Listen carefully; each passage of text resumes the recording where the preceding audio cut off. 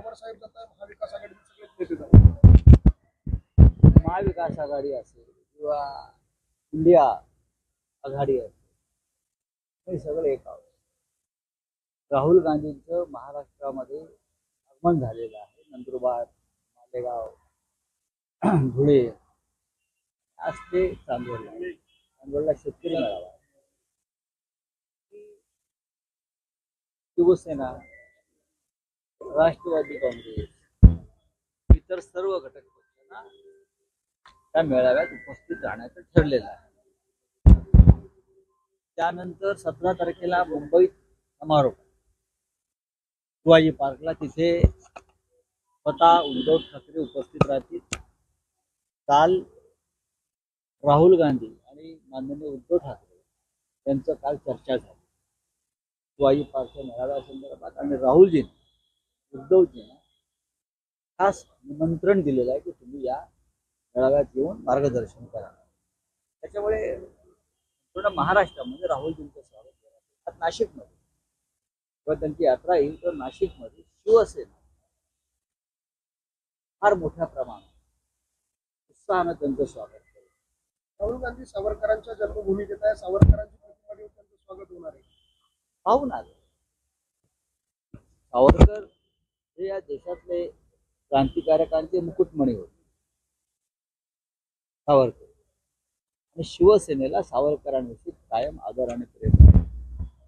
भारतीय जनता पक्षानं सावरकर प्रेमाचं फक्त ढोंग केलं. आम्ही सातत्यानं सांगतो त्यांना भारतरत्न द्या, का दिलं जात नाही. निलेश लंकेंची घरवापसी होती, ते पुन्हा एकदा राष्ट्रवादी काँग्रेस पक्षात शरद पवारांकडे जात आहे. कालच मला समजलं, काल मी आणि पवार साहेब व्यासपीठावर होतो. निलेश लंके यांच्याशी माझी एकदा चर्चा झाली या विषयावर. घर वापसीपेक्षाही शरद पवार हेच सगळ्यांचं छत्र आहे, आणि ते पुन्हा तिथे येऊन लोकसभा लढणार असतील तर नक्कीच महाराष्ट्रात त्यांच्या या भूमिकेचं स्वागत होईल. भाजपकडनं उमेदवारी जाहीर करण्याच्या पद्धतीने ज्यांच्याकडनं जे बाहेर गेले त्यांच्या दोर कापल्याने मात्र शिवसेनेने अर्थात तुम्ही बाकीच्यांचा दोर कापला, त्यांना पुन्हा घर वापसीसाठी दारं मोकळे करून दिली जातील का? जे येणार आहे हा दार मोकळं करण्याचा विषय नाही. निलेश लंके यांचं म्हणणं आहे मी कुठेच गेलो नव्हतो. भाजपकडे दुसरी यादी जाहीर करण्यात आलेली आहे आणि त्यामध्ये अनेक नवीन नावं महाराष्ट्रामधून देण्यात आलेली आहे. मात्र यामध्ये प्रामुख्याने बेलकरांचं देखील नाव आहे ना. कलाबेन देलकरांचं नाव भाजपच्या यादीमध्ये जरी असलं तरी ती जागा शिवसेना लढणार आहे. कलाबेन देलकर जेव्हा संकटामध्ये होत्या, अडचणीमध्ये होत्या, तेव्हा त्या कुटुंबाला शिवसेनेनं साथ दिली.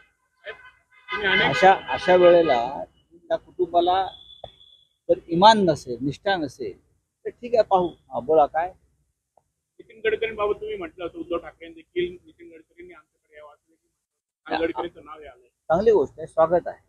पहिल्या यादीमध्ये आला असतो तर आनंद झाला असता. भाजपची दुसरी यादी आली, महाविकास आघाडीची अजून एकही यादी नाही. इतका उशीर कशाला पाहिजे, उशीर कशाला पाहिजे, येईल ना योग्य वेळी. 48 मतदारसंघाची यादी एकत्र जाहीर. संभ्रम आहे, भीती आहे? अजिबात संभ्रम नाही. जागा वाटप पूर्ण झालेलं आहे आणि आम्ही तिन्ही पक्ष एकत्र येऊन जागा वाटप जाहीर करू. पक्षाकडे उमेदवारी देण्यात आलेली आहे. रावेरमधनं जळगाव आणि रावेर एकूणच एकनाथ खडसे यांच्यावर जबाबदारी होती. या निमित्तानं त्यांची घरवापसी होणार का अशी चर्चा सुरू आहे. 3 मंत्री केंद्रात चालले. कोणते? संजय राठोडांचं पण नाव आहे त्याच्यात भाजपच्या यादीत. शिंदे गटाकडून ना. मला वाटलं की अमित शहाने जाहीर केलं की काय शपथ घ्यायला ताबडतोब दिल्लीच्या मला केंद्रीय मंत्री. साहेब, कालच्या यादीमुळे अजित पवार गटातील अनेक आमदार हे नाराज असल्याचं त्यांच्याविषयी आम्ही कशा करता बोलायचं.